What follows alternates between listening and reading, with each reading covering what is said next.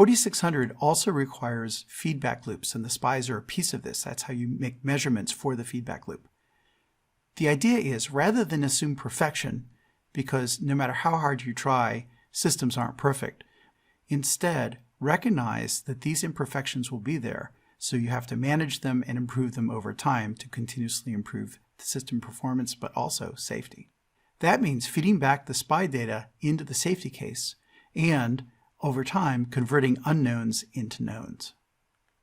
As an example, you may find out that your system has trouble seeing children next to adults, that it misses them. And what you want is feedback loops so that when this happens and you realize, oh, we didn't see the kid, you fix it so you see the kid next time, and you do that before the kid actually has a chance to run into the street. The feedback loops are pervasive throughout the safety case. Basically, anything that's a value that you think is true that has to be true for safety, you need to be paying attention to, and you need to be feeding back data into the safety case to make sure it really is true. And that includes looking for implementation faults, design faults, gaps in the simulation, gaps in the operational design domain, and gaps in machine learning training data.